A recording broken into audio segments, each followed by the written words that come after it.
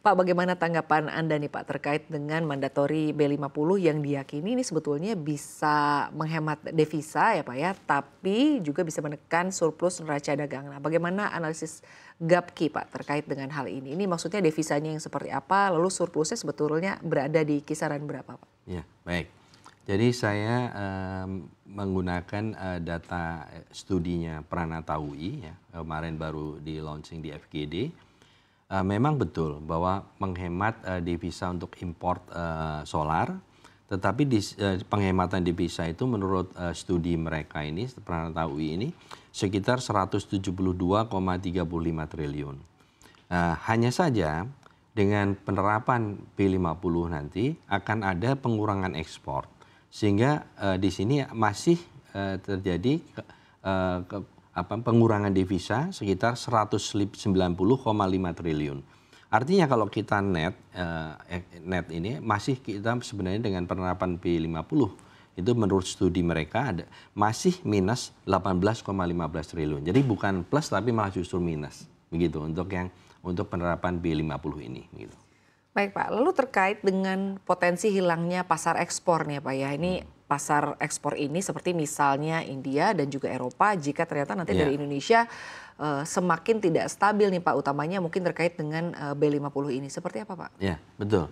Memang sebenarnya kalau kita melihat ini untuk peningkatan mandatori, kita itu harus melihat apakah support dari bahan baku kita. Kalau kita melihatnya secara artinya bahwa hanya untuk tidak memikirkan ekspor, tidak memikirkan devisa, itu cukup. Produksi kita sangat cukup untuk B50, itu sangat cukup. Jadi untuk permintaan di dalam negeri sendiri bisa terpenuhi ya Pak? Tetapi kita sudah punya pasar di luar, pasar ekspor kita. Yang sekarang ini membantu devisa negara, membantu perekonomian nasional. Nah ini yang perlu dipikirkan. Karena produksi kita ini 5 tahun stagnan. Jadi produksi kita stagnan karena beberapa faktor, contoh peremajaan sawit rakyat tidak progresnya tidak bagus. Nah, kemudian bagaimana dengan tadi pasar India? Nah, ini India memang sangat khawatir dengan penerapan P50 apabila ekspor Indonesia akan berkurang. Karena dampaknya ini bukan hanya terhadap nanti mereka kekurangan pasokan, tetapi juga nanti akan menyebabkan harga minyak nabati dunia juga termasuk minyak sawit akan naik. Sehingga ini sebenarnya sangat berpotensi mempengaruhi berbagai hal. Nah, yang perlu kita waspadai juga, kita harus hati-hati bahwa minyak sawit ini bukan satu-satunya minyak nabati di dunia. Minyak sawitnya adalah salah satu minyak nabati di dunia. Jadi artinya contoh di tahun 2024 itu sudah harga minyak sawit itu sudah lebih tinggi dari minyak nabati lainnya. Sehingga ekspor kita justru turun. Kenapa? Karena kalau mereka ada substitusi, ada minyak lain, mereka lebih murah. Selama itu mereka bisa gunakan, mereka akan import yang lain, akan menggunakan yang lain, tidak menggunakan minyak sawit karena minyak sawit lebih mahal. Kecuali kalau memang itu harus minyak sawit yang digunakan, yang tidak bisa digantikan seperti itu. Jadi mungkin nanti salah satu caranya dengan kita, apapun caranya adalah kita harus meningkatkan produksi. Baik dengan intensifikasi maupun dengan ekstensifikasi. Misalnya kita membangun khusus untuk kebun untuk energi yang akan misalnya dibangun oleh BUMN seperti itu. Sehingga di sini untuk kebutuhan dalam negeri apabila akan dinaikkan mandatori masih mencukupi, ekspor tidak terganggu seperti itu.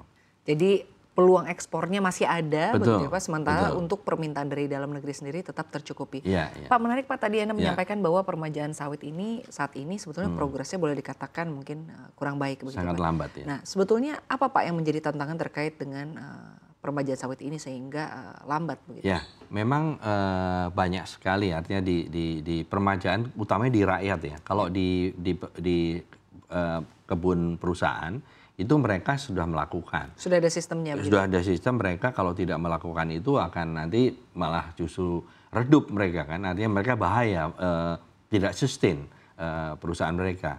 Nah justru dengan itu mereka menargetkan selalu 4-5% setahun. Yang jadi masalah adalah di perkebunan sawit rakyat ini. Pertama, mereka tuh sekarang kalau misalnya menebang, terus habis itu saya makan apa? Kan gitu. Mereka kan saya hidupnya dari sini. Terus kalau saya tebang saya makan apa? Nah, ini harus dipikirkan.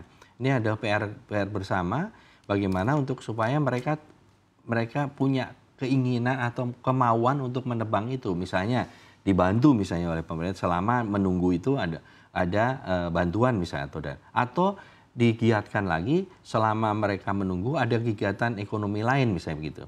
Nah, seperti itu. Nah, kemudian yang kedua adalah selain masalah tadi keengganan, kedua adalah banyak juga teman-teman petani ini yang bermasalah dengan kawasan hutan.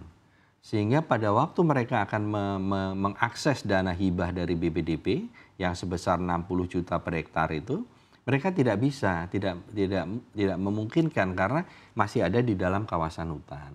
Nah, ini juga harus segera diselesaikan untuk masalah-masalah seperti ini. Kalau enggak, ini akan terhambat terus, gitu.